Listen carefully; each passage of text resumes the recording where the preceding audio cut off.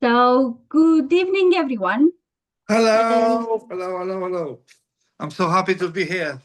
yeah, me too. On the fourth night, on the fourth evening, I am so grateful for being with me for 4 nights, choosing to be here rather than doing something else. I'm grateful for that.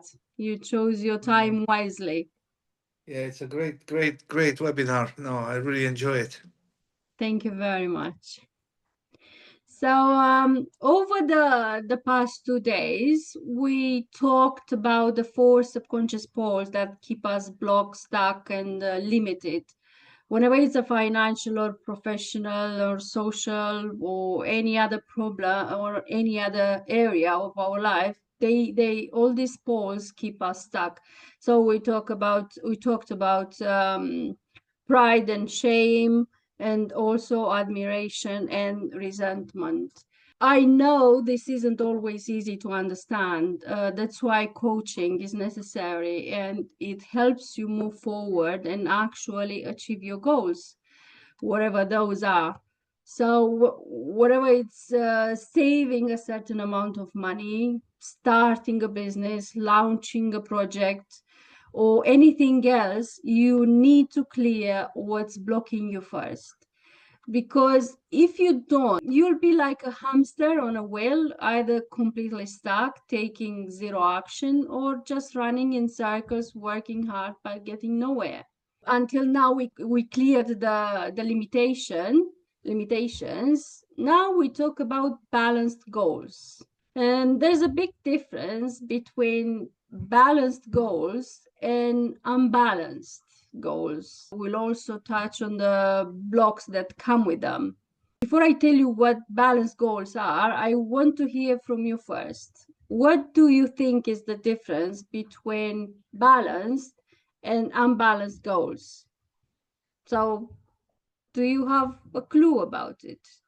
You can unmute yourself or just say it in the chat, write it in the chat, whatever works for you.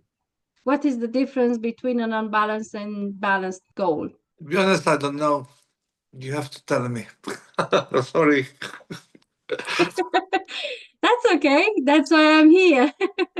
A balanced goal is an authentic goal and it comes from within, from your values, your mission, your true self, not from external expectations or someone else who thinks you should be doing something. Yeah. So you can say, I know British people have a saying, the sky is the limit. Yes, you can dream as big as you like, but if the dream is too big for you and you are not aligned with the goal and you don't know what to expect, then you won't be aligned and you won't achieve the goal. Because a balanced goal is one way you can see both positives and negatives, the challenges. You have to see the whole picture, and it feels like it's yours, not it's something that you've been pressured into chasing. More like a, I don't know, real goal, not just a wish or a passing thought. For something to be true goal, it has to and you have to check a few boxes before deciding that that's a goal, not just a wish. So it has to make sense for your mind.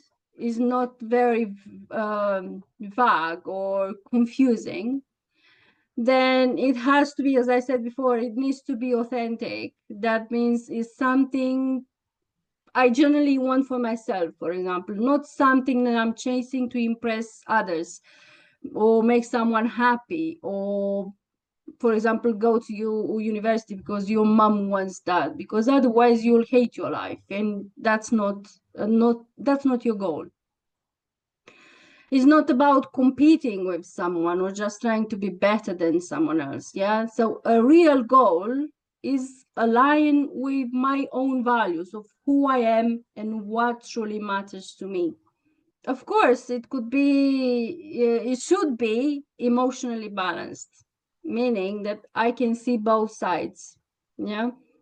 Because when I can't see both sides, good and bad, we I call them, and the people in this field and who studied this subject more, they say they are polarized goals, yeah, and they come with emotional attachment, either positive or negative.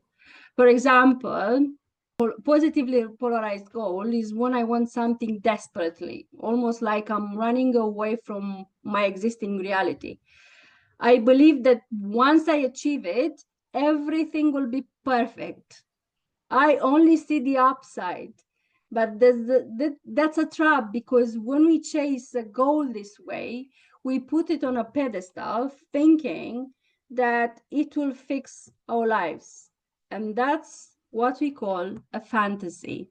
Did it happen before to have such goals you couldn't achieve? Then we have on the opposite side of a fantasy, we have negatively polarized goals. And this is the goal I set because I have to, not because I truly want to. Let's say I should or I must. Is saying I have to save money. But deep down, I don't really want to, and I see it as a burden. It's the same way as saying I have to lose weight, but not actually feeling motivated. I just feel pressured. So when the goal feels like a chore, when I don't actually see the value in it for myself, it's not really my goal. It's something I'm forcing myself to do out of guilt, pleasure, or fear. And that's why balanced goals work better, because they come from within, not from external pleasure. In both cases, yeah, positively polarized and negatively polarized, you are not fully aligned with your goal. You either too attached to the fantasy of it, or you are forcing yourself into it without actually wanting it. So a balanced goal, on the other hand, is one you pursue because it aligns with who you are, not because of external pressures, not because you are running from something, and not because you think it's a magic fix. A common mistake I've made myself, and I see all the time with my clients, is using goals like a lifeboat, like a way to escape. And people tell themselves, when I reach this goal, everything will be perfect. If I make, let's say, 100,000 pounds of money, my whole life will change. I'll be happier or look better or have more friends or better relationship, and everything magically improves. It sounds nice, but this is what we call a fantasy, a make-believe story where reaching the goal fixes everything. And the mind doesn't just create fantasies, to be honest.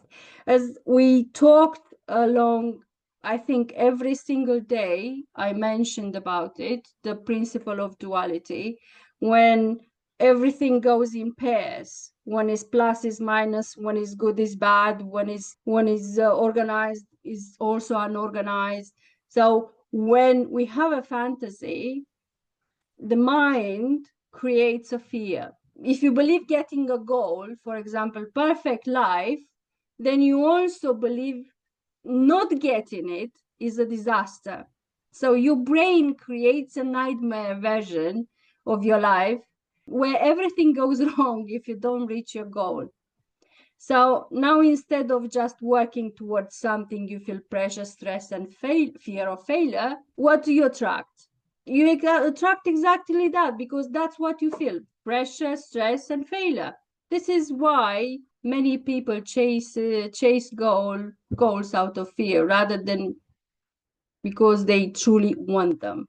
So the solution is balanced goals, where you see the good and the bad, the pros and the cons, and understand that no goal will magically fix your life. No, it's great. It's great. Everything makes sense what you say.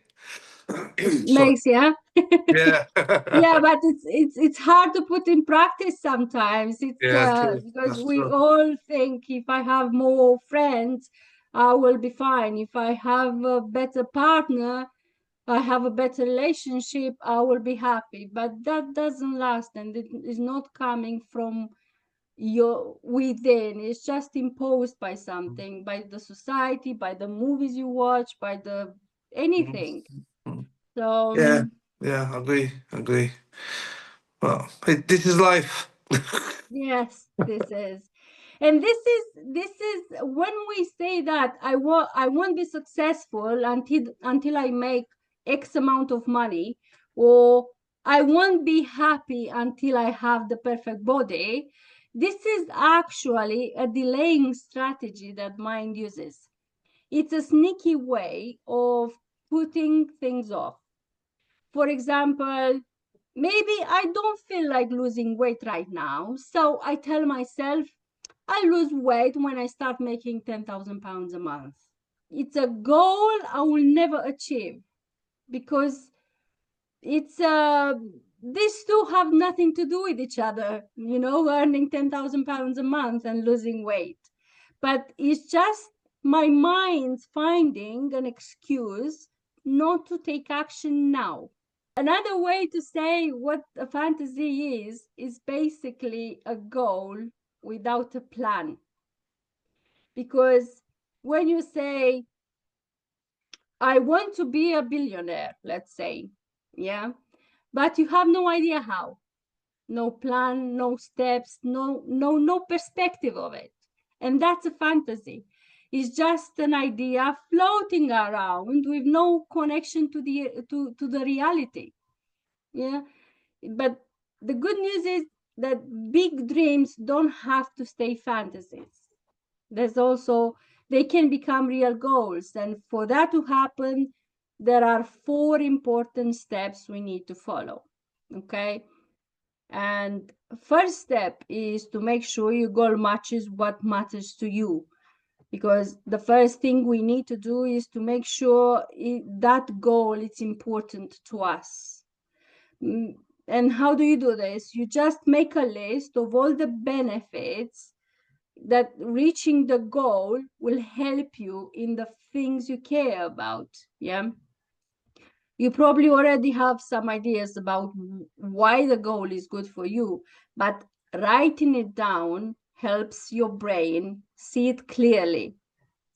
Because if a goal is truly yours, you will feel like, I don't know, connected to it. And your mind, your brain will understand why it matters and how it fits into your life. Then the second step is to balance the goal by clearing any emotional attachments like fantasy and fears you might have. And I talked about this before. And then step 3 is making a plan. Because a goal without a plan is just a wish. If we don't want a goal to be just an idea, we need a strategy. Do you know what a strategy is? I think strategy is to, I don't know, it's planning ahead. Yes, in a way, planning ahead, but is a step-by-step plan. You need to put on the paper or in notes, whatever way you choose to do that, but it's just putting steps. Yeah. For example, yeah, I want to save starting in February or March. I want to start saving 100 pounds a month. This is pretty close. We are at the end of January, so February, March, there is a short-term goal. Yeah. So to start saving 100 pounds a month, what do you have to do? Check where your money is going, maybe track what you spend for a month, make a simple budget and find where you can save a little money. And now it's easy when you have everything on paper and you have a few steps, yeah, then you are mostly and pretty sure that you are going to follow the steps and you are going to achieve the goal. Let's take, for example, not a medium-term goal, for example. Let's say I want to save like 30% of my income by the end of the year, November, December. since this is a bigger goal, you might not know every single step right away just now, but making a simple plan with a few key steps. Yeah. For example, you first need to understand where you are now. Yeah. How much money you have coming in, how much you spend, how much money you already have in savings. Do you need to earn more? Do you need to spend less? Make a plan to keep the money safe, because 30% of your income, it can be quite a bit. So you can't just have it around like that, because if you keep it in a normal bank account, they can be easily accessible and you just spend them like any other expense. Yeah, just whatever you want. But if you open a savings account and you just put them away, those 30%, create a system that makes sure the money stays saved. You can also set up an automatic transfer, make it easy so you don't get attached. Many people are so emotional about money that feel that they can, they don't put them away by themselves. It's hard for them to put them into savings or put them aside. So set up an automatic transfer. It's easier because you are not emotionally attached to that. And then there are long-term goals, in a few years' time. And when you have goals like this, normally the goals are huge. For example, I want to earn 20,000 pounds per month by 2027, 2028. Yeah. So instead of planning every single detail, you can break it down into, smaller steps. Every 3 months, decide how much progress you want to make. For the first month, maybe you focus on earning 5,000 pounds. In the next 3 months, maybe you aim for 7,000 pounds. Step by step, you keep growing until you reach the 20,000 pounds. And this way, your big goal won't feel impossible, and you will always know what to focus on next. But if you just tell your mind that by 2027, I need to put aside 20,000 pounds with no plan, with nothing written, with no steps, no strategy, will you do it? No, you won't do it because your brain is focused somewhere else. And then the fourth step is to measure your goal. It's easy to measure some goals like money because they are numbers, but sometimes you need more ways to see your progress. For example, if you have a different goal that is not related to money, you need to find your own ways how to measure that, how you reach that goal, to say that, okay, I reached the goal and I'm fine. So this is your task to do. I can't teach you that because everyone needs to find their own ways of measuring their goals. These 4 steps, if you think about it, to summarize it, is 3 questions: what, why, how. What is my goal? Why is important to me? And how am I going to do it?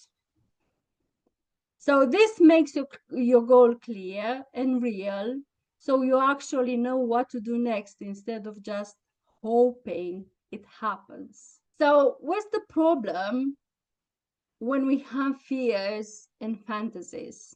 What do you think? Why do they get in our way? What happens when we build fantasies around a goal? What do you mean fantasies around the goal? Oh yeah, imagination. Yeah, something which you can. Yeah, I understand what you say. Well, I can't put it properly. It's just like, being delusional. Kind of, yeah. When the goal is not real, when the goal is polarized, yeah, you are attached only of the positive side of that goal. You can't see the negatives, you can't see the challenges, because life is not pink And every goal you might have, no matter how big or small, it will come with pluses and minuses. Many people think of the goals and they think only of the positive ones.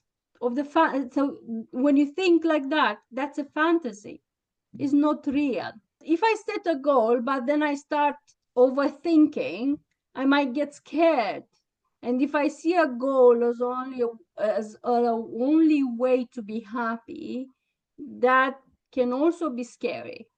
Because I don't know if you remember, if you were here when I talked about energy and manifestation, the highest energy for making things real is gratitude and balance.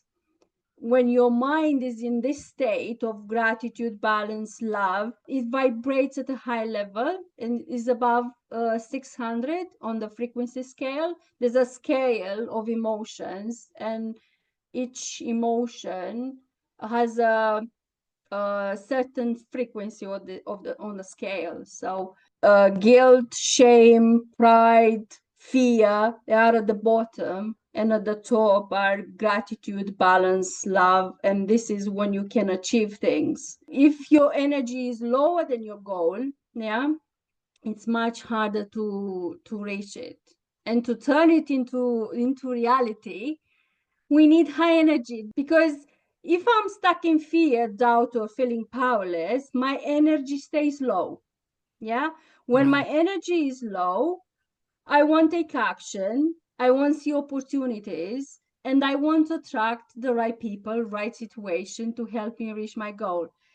When you truly believe in something, everything just seems to work out. The right people show up, unexpected chances appear, things seem to flow perfectly. It's like the whole world is helping you. Have you Yeah, noticed that? Did it happen to you before? yeah. You're right. Yeah. So this is not luck. This is a real explanation for it. With the Einstein formula, your mind is vibrating at a high level, full of certainty, trust, balance, gratitude. But fantasies, they do the opposite. Fantasies and fears too, but I want to focus on fantasies now, bring your energy down. And not just that, they also break three universal principles. And when the most important one that it breaks is the duality principle. And this principle says that everything in nature has two sides, a plus and a minus. But when we have a fantasy, we only see the good side. We ignore the hard parts. We pretend they don't exist. But life doesn't work that way. So what happens? The universe just try to balance things out. So it's bringing the problems right in front of you. Have you ever started something, you jumped into something without thinking? I don't know, maybe you started feeling super excited, full of energy, thinking everything will be amazing. But deep inside, there was a little fear too. I'm pretty sure it did. You probably can't think now on the spot. When you buy a car, when you buy a house, you are pretty excited about, oh, Oh, wow, I'm going to get of a course. Yeah. house. I'm going to get a new car. But deep down, you still have a fear of something. Yeah. Yes? Yeah. So it happens. And then some problems start showing up, one challenge and the other, then another, and your mind says, oh, this is so hard. I'm not talking about buying a house, because that was a goal for you and you decided that, you planned that for a long time. It didn't happen you didn't decide it today and you did it tomorrow, you put it in practice tomorrow. Yeah, it was a planned goal. But I'm talking about those goals and that you just think now and you start straight away because you are excited in the moment. Oh God, I'm gonna do that, I'm gonna be that, and then it's just you encounter challenges, Yeah. And then your brain says, oh, this is too hard. Maybe I should just quit. Yeah. And even if you do reach your goal, you are so exhausted by the end, you know, that you don't even want it anymore. And it doesn't feel exciting anymore. It's not the same exciting as at the beginning. The best example for this is the being an entrepreneur fantasy, business owner. I see this with a lot of people, and especially the social media lately is bombarding us with the idea that a job from 9 to 5 is crap, and you have to start your own venture, do your own business, be your own boss. Some people get excited about starting their own business that they quit their job overnight with no plan, no safety net, just pure emotion. And then reality hits. Problems start coming, bills need to be paid, clients are harder to get than they thought. And then they think, oh, being a business owner is so hard. I give up. I'm going back to my old job. And just like that, the fantasy is gone. The problem isn't that being a business owner is too hard or having a job is easier. The real issue is that people jump into their goals without balancing their expectations. They take the leap because they think, I think too much about it, I'll never do it. So deep down, they know there are things they don't want to face, but they just brush them under the carpet, and it's gonna surface at some point. They are gonna surface.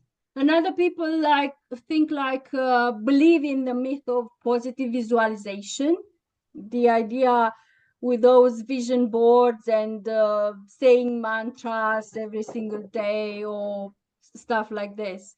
The idea that you should only think about good things and never about the problems, because they think if I think of bad things, I attract them.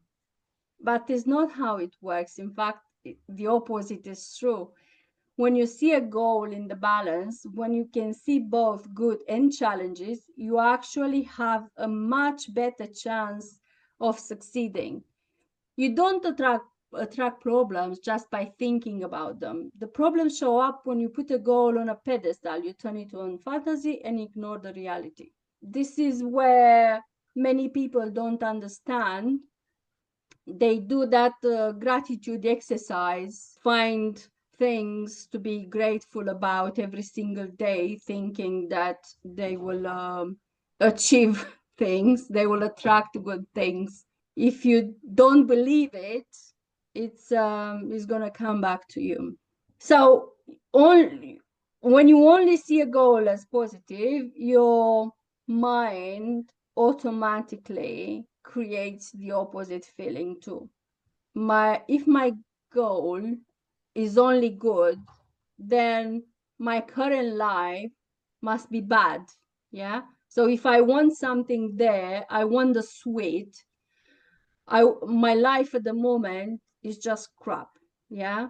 So if my future self will be much happier, then that must mean that I'm lacking something now.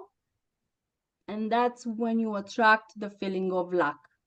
So instead of seeing your goal as something better than now, see it as just a new stage in life. It will have good parts and hard parts, just like where you are now. It's not better or worse, it's just different. So when you can truly accept that your next step will have ups and downs, just like your current step, you will stop seeing it as a fantasy and actually be ready to move forward. How is it so far? Does it make sense? Makes sense totally. Yeah. Is it interesting? It is interesting, yeah. I like it. It makes you think. I put together like top 3 money fantasies from my own experience, my experience, personal experience, and my client's experience. Money will save me, thinking that once you have money, all your worries will disappear. And the reality is, money can help, it's true, but it won't fix emotional struggles, relationships, or deep insecurities. The second one I've heard, money will solve all my problems. Believing that every issue in your life, like stress, unhappiness, self-doubt, will vanish once you have enough money, that's a trap. Because in reality, money solves financial problems, but not personal, emotional, or other kind of problems. And the last one, it's a bit funny, but many people think about it. I'll get rich fast, overnight with no effort. So expecting a sudden, effortless success like winning the lottery, this is the mindset of people who play the lottery, or finding the secret shortcut to wealth. That's again, it's a fantasy. Because true financial success comes from strategy, consistency, effort. It's not magic. So basically, we make a fantasy out of our money. In a way, we put on money on their shoulders what we can't do ourselves. We place on money the responsibility that actually belongs to us. We have to do the work, not the money. We expect money to do the things we are unwilling or afraid to do. We put the weight of our actions on money's shoulders, hoping it will fix things for us. And as I said, yeah, every fantasy comes with a nightmare. Yeah, the nightmare of not achieving the goal. If I don't achieve the goal, what's gonna happen to me? Oh my God, it's the end of the world. Some examples, it's, for example, when I have money, I'll be happy. But the nightmare is if I don't have money, I'll be unhappy. Yeah. If I marry a rich husband, all my problems will be solved. My life will, and the nightmare attached to it is my life will be terrible if I don't marry a rich husband. Does it make sense? Because when we think this way, we start living unhappily in the present, feeling like a victim, depressed, stuck, because we don't have what we imagine will save us. So if you believe that money solves all the problems, you will also fear that without money, you can't handle life. If you believe money is hard to make, you will reject any opportunity that don't match your fantasy, even if those opportunities could actually lead to success. As I'm pretty in love with the universe and the universal laws that govern the universe, there are three universal laws that we can use to dissolve fantasies and free ourselves from the limiting beliefs. One is that I told you before, the principle of duality. The harder you run from a nightmare, the more it chases you. If you dissolve the nightmare in your mind by seeing both sides, the fantasy will also disappear. So everything we think we don't have is actually already in our life, in just in a different form. Nothing is truly missing. We just don't recognize it in another way. And this way, you attract what you already are. Because if you can see you already have abundance in your life in some form, yeah, you will attract more of it. When we stop fantasizing about money, we will stop fearing the lack of it. And when we recognize the wealth we already have, we open the door for even more to come. Some people think that they are already rich, even if they don't have a fat bank account, but their wealth is in their kids, in their health, so they see abundance everywhere. And this way, if they are open and they take action, they can get a lot more because their mindset is already in the wealth area.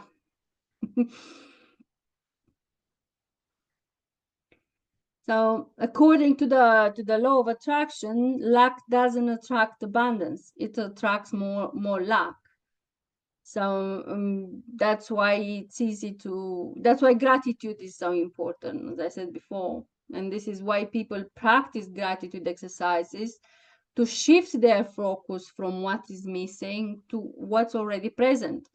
But some people don't understand the logic behind it. They just think gratitude is just a silly practice. But in reality, is a powerful mental shift that stops the cycle of luck and opens the door for abundance. As I said, and probably it's well understood from what I said this evening, is both fantasies and fears are incomplete perceptions of a future. Yeah. The fantasy is the belief that when I achieve something, it will bring only good, only positive outcomes. And the fear is the belief that if I achieve something, it will bring only bad, more problems than benefits. When I set a financial goal like earning, I don't know, £10,000 a month, the fear can show up in two ways, actually. We have the fear of losing something I already have. So our mind makes strong associations with the past losses. For example, if I start earning £10,000 a month, I might lose health. Why? Because maybe in the past, when I worked harder to earn more, I got sick. Yeah. So maybe if I make more money, I might lose my friends. Why? Because I fear they will envy me, judge me, or distance themselves. And then the second type of fear is the fear of the process to reach the goal. It might be, it's weird to say it and to understand it, but it's true. I've met that thing in people. I want to earn £10,000 per month, but I see the journey as too hard, full of sacrifices and full of stress. And the brain compares the effort to the reward. And if it believes the process will be too painful, it prefers to stay right where you are. Yeah, because the brain just the subconscious mind just wants to keep you safe in your comfort zone. And if it perceives that is too much effort, too painful, it will keep you away from pain. Why do these fears exist? Fears come from personal experiences or stories we've heard. Maybe someone in our family lost everything after financial success. Maybe, I don't know, we saw a loved one struggle after a big financial jump. Maybe our parents' business led to stress, divorce, or bankruptcy. So when the brain connects money to past pain, it creates a subconscious fear of success. Because deep down, we believe that if we reach our goal, we will repeat the same painful experiences. And that's why so many people just hold themselves back without even realizing it. Because fear doesn't always come from losing something. Sometimes it comes from gaining something we don't want. Let me explain to you, is the fear of bankruptcy, let's say. If someone has seen or experienced a financial collapse, they might fear losing everything if they succeed financially. And also fear can show up in the opposite way. The fear of maintaining success. For example, one of my clients, quite rich, and we were working on her financial growth and business expansion. And she told me that one of her biggest fears, not just about making more money, but even about the money she already had, was the pressure to maintain her wealth. She felt like the higher she climbed, the harder it would be to stay there. She feared that more people would expect things from her, family members asking for more money, more eyes watching her, more responsibility. So her mind told her, no thanks, I'm staying where I am and I feel safer. So fear is the belief that the future holds more loss than gain. And at the core, fear is simply the perception that something about our goal will bring more pain than pleasure, more problems than benefits. And these fears, whatever we are aware of them or not, are what is stopping us from taking action. Some people know their fears clearly and they say, I don't want to go through this hard process. I don't think the effort is worth it. But others don't even realize when they are afraid. They just keep sabotaging themselves, missing opportunities, and creating problems that keep them from reaching their goal. Then, when we look deeper, we often find a powerful hidden fear rooted in past experiences, and that has been stopping them all along. A real story is one of my clients really wanted to change jobs and earn a higher salary. We worked on everything. We balanced the thoughts, we cleared her doubts, made a plan, but something still didn't feel right. So I asked her, is there anything bad that could happen if you actually got this new job and the salary? And she thought for a moment and said, yes, I'm afraid my husband will get really mad and will fight a lot. And I asked, when did this happen before? And she said, year ago, when I got my current job. At the start, I had to work longer hours, and it was the hardest time in my marriage. We almost got divorced. He told me I was never home, that I wasn't there for the kids. It was literally awful. And now I'm scared the same thing will happen again. Even though she logically, wanted a better job, deep down, she was terrified that if she changed jobs again, her marriage would fall apart. My mentor, DeMartini, said that fear is an incomplete perception of the future, the same as the fantasy. Is negatively polarized. So we only see the bad things. Fear happens, we only see only half of the picture. Yeah.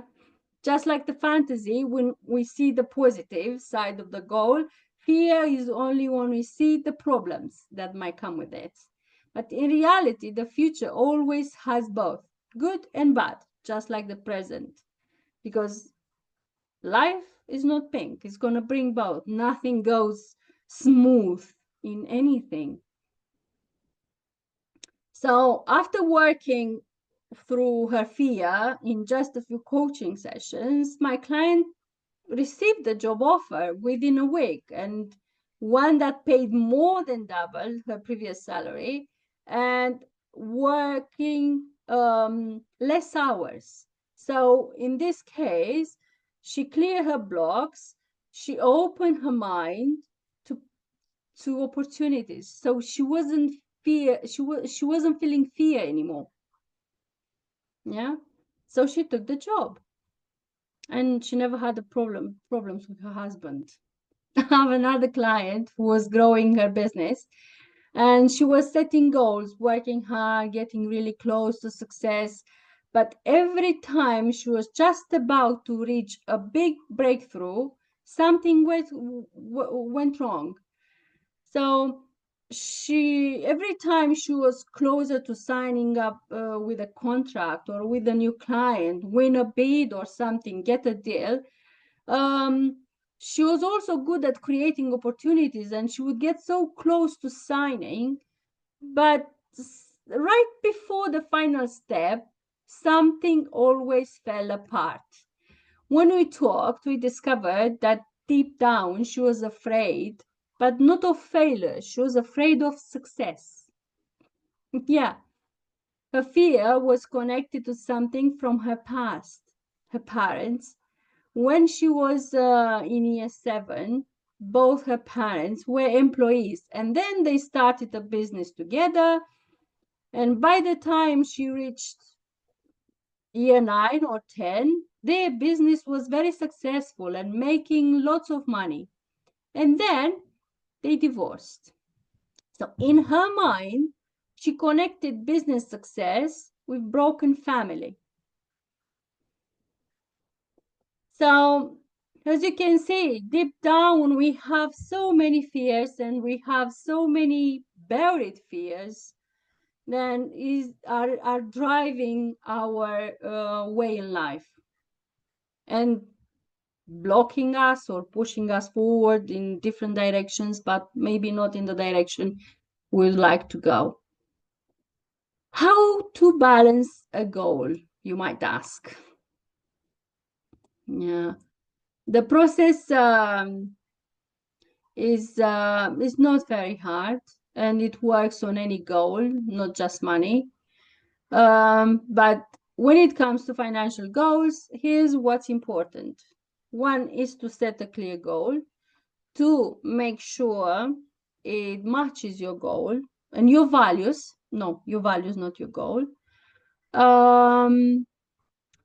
3, break your fantasy, see both good and bad. 4, make the strategy. 5, find a way to measure your progress. And 6, face your fears about your goal. Because fear happens when we believe that reaching a goal will bring more bad than good. Because somewhere in the past, we had similar experience that felt more painful than positive. So that's what it is for tonight. What do you think about it? Anything written in the chat? No, it's pretty quiet. So I take it everyone understood what I said and found it useful. Okay, so this is it for tonight. I'm pretty sure it's gonna take some time to digest what I said. Tomorrow is our last day, and we will talk about values.